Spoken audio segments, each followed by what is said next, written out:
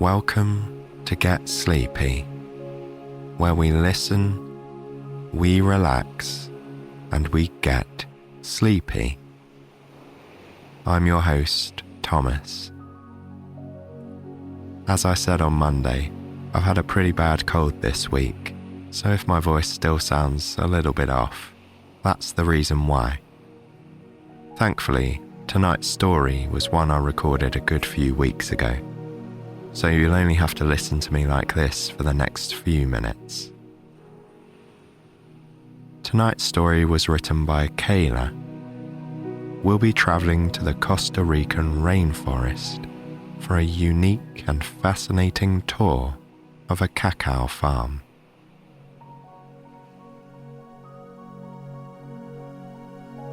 So just make sure you're nice and comfortable, fluffing up your pillow if needed, and adjusting your position if necessary, so you can relax and rest with ease.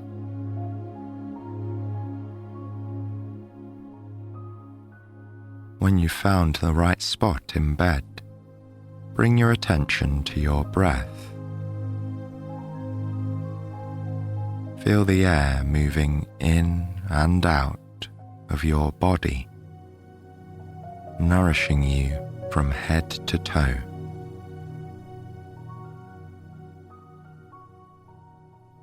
Begin expanding your awareness of the breath. Follow the air as it travels through the nose, into the lungs, and down into your diaphragm. As you exhale, follow the air back out into the room.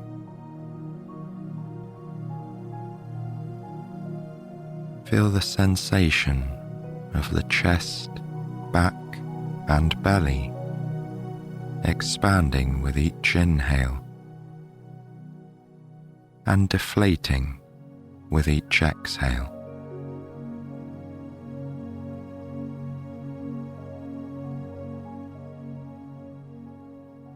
In a moment, we're going to learn all about chocolate, which is considered the food of the gods, and we'll find out how it turns from a bean to a mouth-watering treat. As you let the sound of birds, swaying leaves, and the grinding of cacao beans envelop you, continue this slow, steady rhythm as we travel to Costa Rica and begin our story.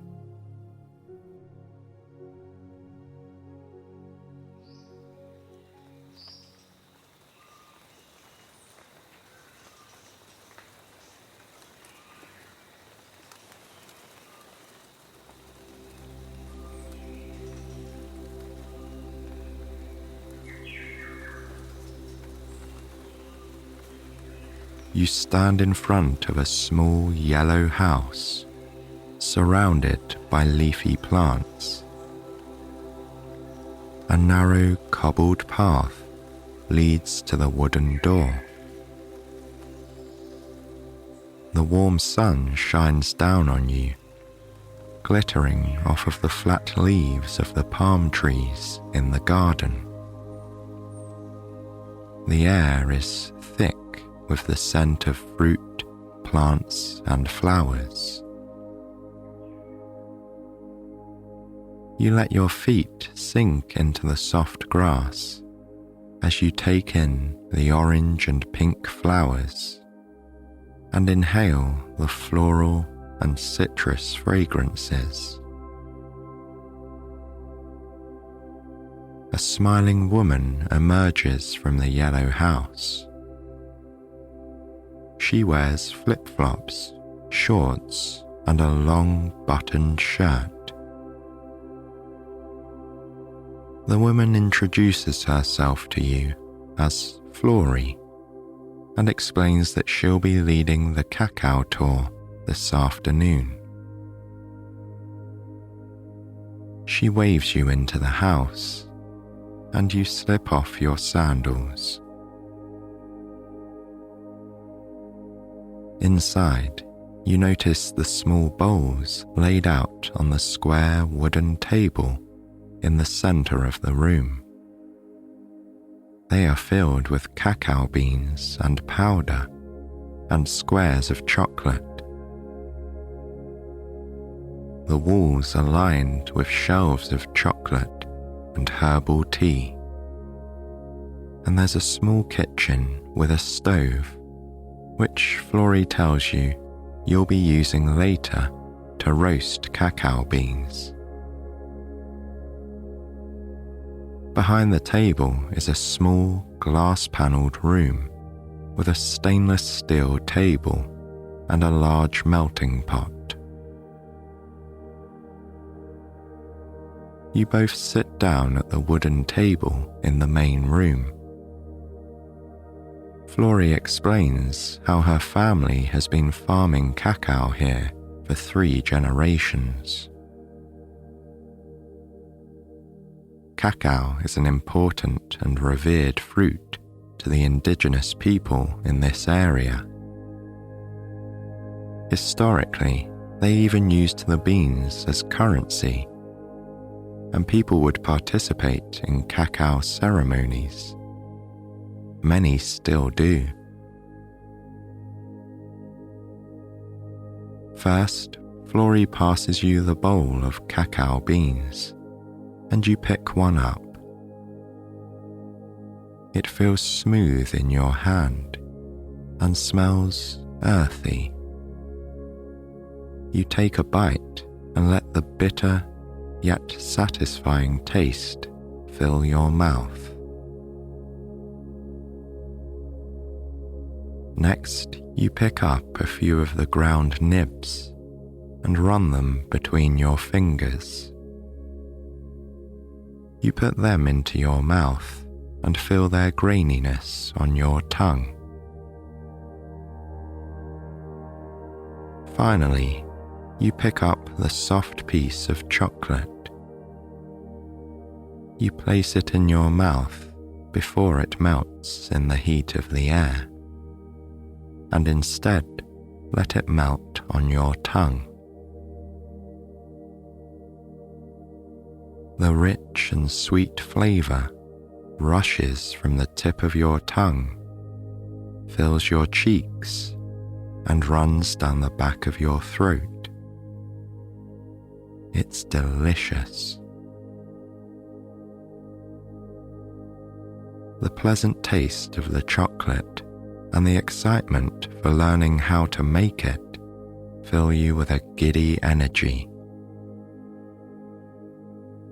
Florrie tells you part of that chocolate can give you as much energy as coffee, except without the jitteriness. The energy from chocolate is both strong and calming, she says. Soon, you'll learn more about the health benefits of the plant. Standing from the table, Florrie guides you outside to begin a tour of the grounds. You slide your feet back into your shoes and re-emerge into the warm air.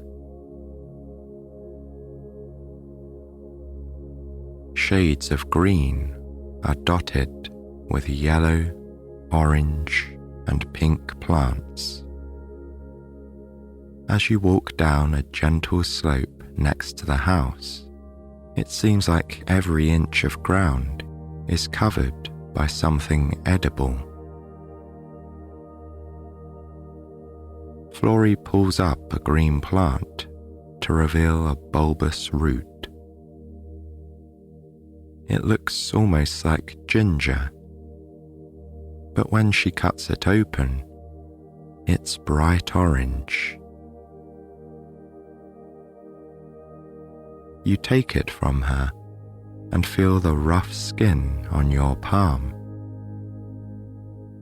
Rolling the root between your fingers, you bring it to your nose and inhale the spicy scent of turmeric. When you hand it back, you notice some of the orange colour has run onto your hand. Next, you head over to a papaya tree. You feel the ground cushioning your feet as you walk. The light brown trunk leads up to fluttering leaves, which are long and thin. The cluster of oval green papayas hugs the tree just under the canopy, like an extended umbrella. As you follow Flory across the garden, you spot a wide lemon tree, a passion fruit tree with plush fruit, and a cluster of spiky aloe plants. You take a dirt path up a gentle slope. Here, there's a group of short trees with what looks like giant lemons and limes growing on them. Flory explains that this is the cacao tree, and the oval yellow and green fruits are the cacao pods. She pulls one of the yellow pods off the tree and hands it to you. It feels heavy, and the skin is waxy and bumpy. Together, you collect a few more of the pods and carry them along the shaded dirt path back to the yellow house. Inside, the room is cool as the fan spins overhead. Now, it's time to start making the chocolate. Flory places the yellow and green pods on the counter and slices them open to reveal fleshy white fruit. She instructs you to taste one of the beans, but not to bite into it. You place the white fruit in your mouth and feel it melting on your tongue. As you gently suck the sweet flesh off, you're careful not to break the bean underneath. The taste and texture remind you of a lychee fruit. When you remove the seed from your mouth, you are holding a cacao bean. You try a nibble of the raw bean, but it's soft and bitter.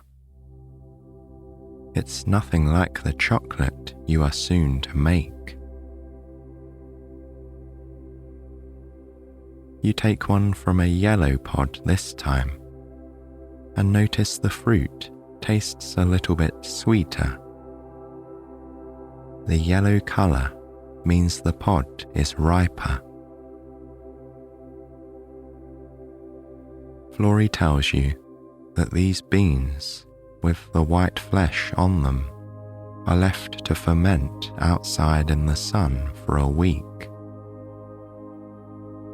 The beans absorb some of the sweetness of the fruit, which is what gives chocolate its flavour. Next, Flory brings out some cacao beans that have already been fermented, so you can continue the chocolate making process. She turns the switch to light up the gas stove and places a large frying pan on top. You pour the beans into the pan and begin dry roasting them.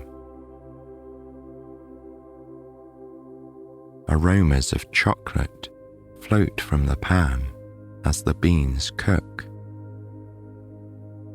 You stir them round in the pan, listening to them gently clanging against the metal. After a few minutes, you take the beans off the heat and pour them onto a plate. You pick one up, feeling its warmth in your hands, and take a bite.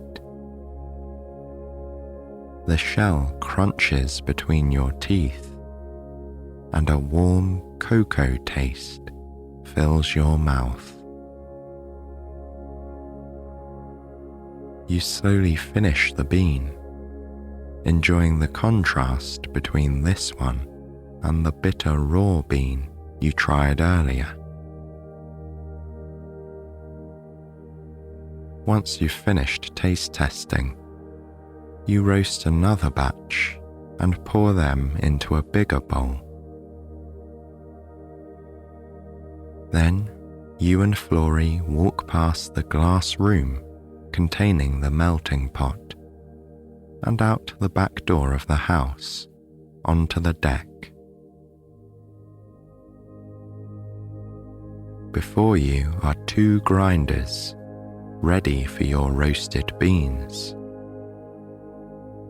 On the grass on the other side of the deck is a long table covered with trays. You go over to look and see that the trays are lined with flat banana leaves. Cacao beans lie on the leaves, fermenting. Back on the deck, you pour the beans into the grinder. Spinning the metal handle around and around, the machine grinds the beans into smaller pieces called cacao nibs. You watch these uneven chunks fall into the tray on the other side of the machine. Grinding the beans releases the smell of chocolate, bringing back memories of enjoying chocolatey snacks as a child. Picking up a handful of nibs, you take a deep inhale and then let them fall through your fingers. You pour the rest of the beans into the grinder and keep churning the wheel, enjoying the beautiful background of plants and trees as you work. When all the beans are ground, Flory shows you how to sift the nibs through your fingers. The light shells fly away with the wind, and the heavier ground cacao falls to the tray. You try it a few times, feeling the grounds falling through your fingers and watching the shells float away and flutter to the ground. The earth around the grinding station is covered in cacao shells, filling the air with chocolatey aromas. You hear the gentle hooting of birds nearby and feel the light breeze on your face. Everything about the afternoon feels utterly delightful, and you haven't even tried the chocolate yet. A bright scarlet macaw flies into the branches of a papaya tree in front of you. Watching it perch on the branch, you admire its wonderful colours and take a moment to listen to its song. Costa Rica is one of the most biodiverse places on the planet.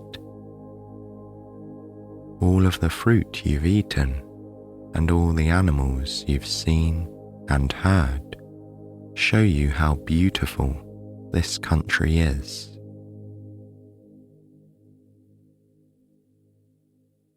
After the nibs are sifted and the shells have floated away, you pour the tray of nibs through the second grinder.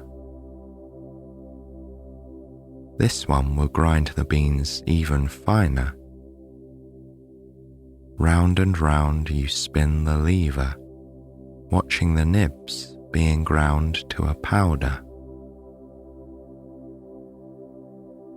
The scent of cocoa gets stronger with each turn.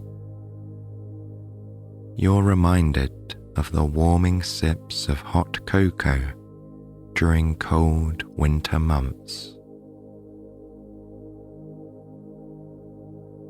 The breeze gently brushes against your skin as you work. An iguana lumbers through the yard, oblivious to the delicious work in progress. When all the nibs are ground, Flory brings you a glass of water. You take a sip of the cool drink and wipe the sweat off your brow. Making chocolate is tough, yet satisfying work. As you rest for a moment, you breathe in and notice how the chocolate aroma mingles with the floral scents of the garden. The mixture is utterly delightful. After finishing your water, you carry the tray back inside and enter the chocolate-making chamber. It's a small room and the most modern-looking in the house. The temperature is cool, and the glass windows all around let you look both outside to the garden and inside to the kitchen, where you'll soon be getting to taste your hard-earned treat.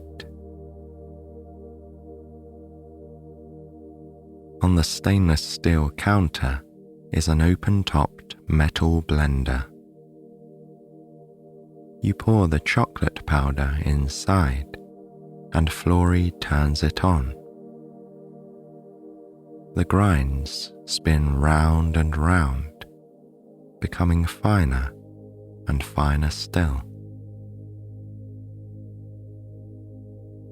First, any remaining nibs turn into a powder until it looks like the kind of stuff you could use to make hot chocolate.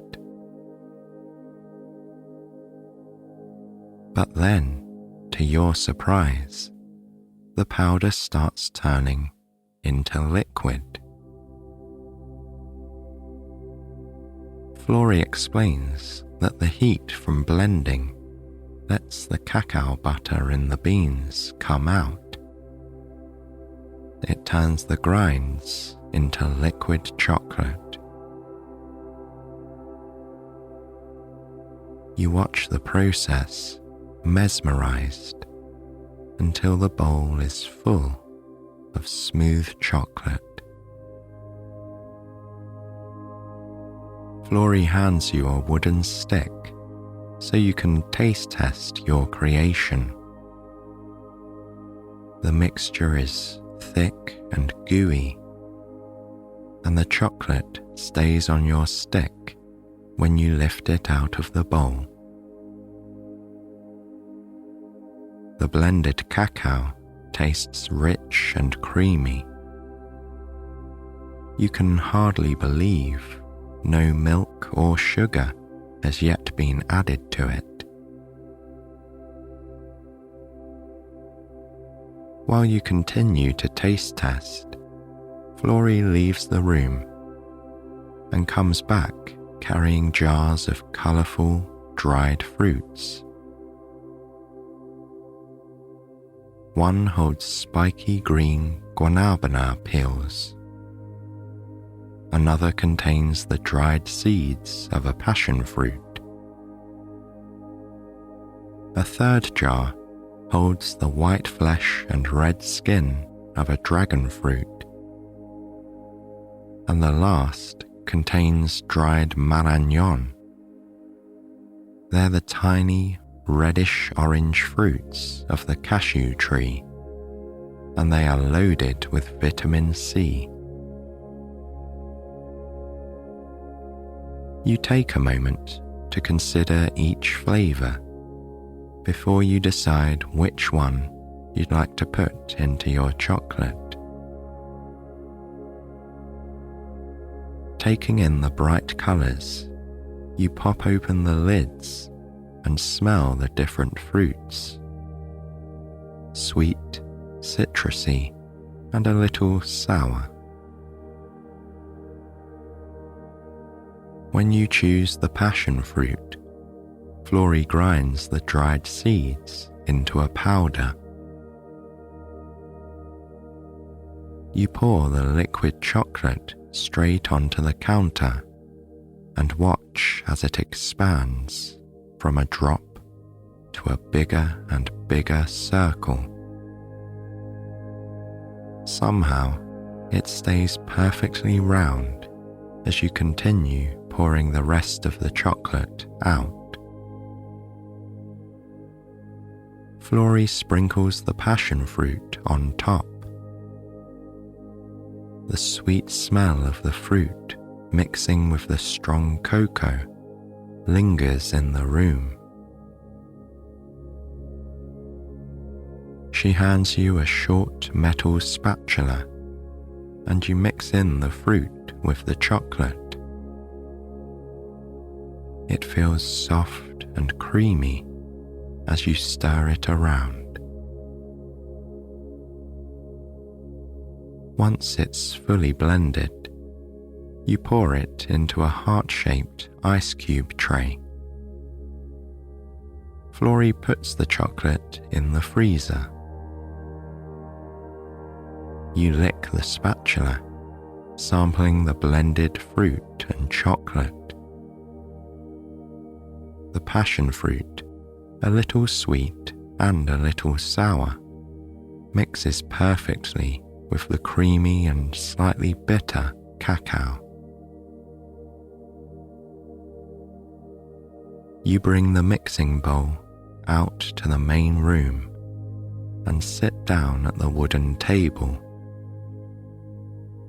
Florrie joins you, and together you use sticks to scrape the sides of the bowl, eating all the delicious chocolate that was left behind.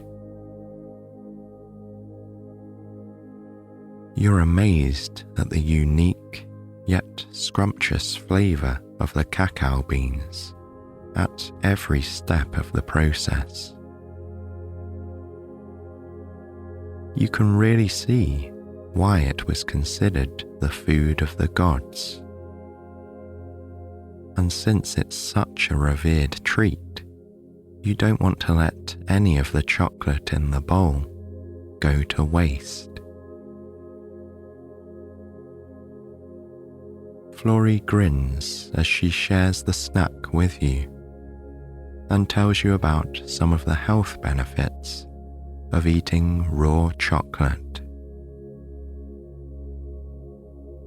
It can give you energy and relieve stress.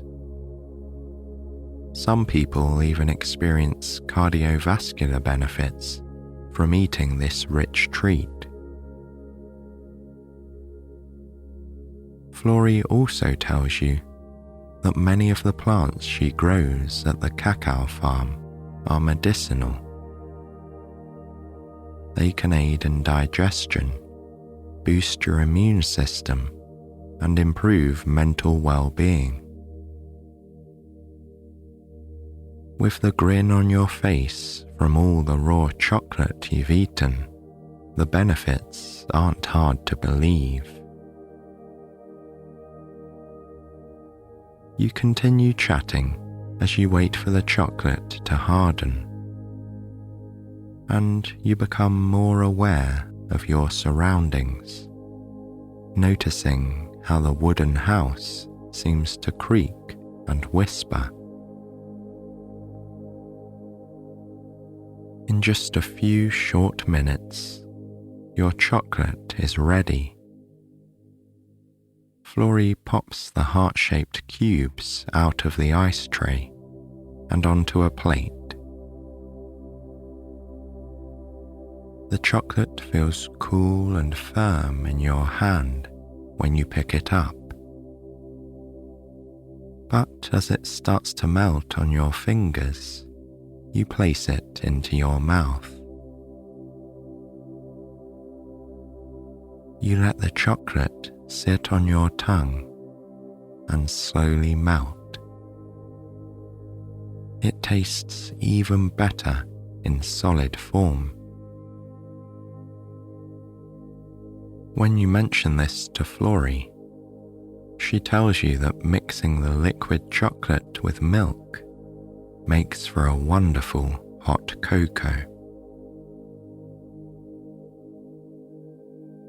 Taking slow bites, the flavor of the treat explodes in your mouth. The chocolate is slightly bitter, but also creamy, and the passion fruit adds the perfect amount of sweetness. It tastes even more delightful, knowing that everything you needed to make this wonderful treat was grown right here. And being responsible for the creation of the chocolate yourself makes it all the more satisfying. While you eat, Florrie puts on a pot of herbal tea. She tells you it's made from guanabana fruit grown on the property and is a powerful antioxidant. Before modern medicine, people used it to treat many illnesses, and it's still eaten or drunk today. The tea is smooth and bittersweet, the subtle flavor perfectly complementing the cacao. As you sip on the tea and finish the chocolate, you laugh and share stories with your knowledgeable guide. She tells you about growing up in the rainforests of Costa Rica and how she learned to make chocolate. You tell her stories of your life and about some of your favorite treats from back home. Outside, the sun is starting to set. When you take the last bite of chocolate on the plate, your mouth immediately turns into a smile at the soothing taste. You take your time eating it, letting it melt slightly on your tongue before slowly chewing. The taste spreads from the tip of your tongue through your entire body. Everything about it is heavenly. With a smile on your face, you take the rest of your tea outside. The mug warms your hands as you step back into the soundscape of Costa Rica. Howler monkeys laugh somewhere in the distance, jumping from tree to tree. And brightly coloured birds sing to you as the sun glitters on the leaves, each with their own shape. The warmth of the tea spreads through your body, making you feel fully relaxed and at ease in this magical place. The setting sun paints everything in a rosy glow. The turmeric plants and the papaya and lemon trees. You feel so grateful for being able to experience this place, and you're especially grateful for having tasted the chocolate.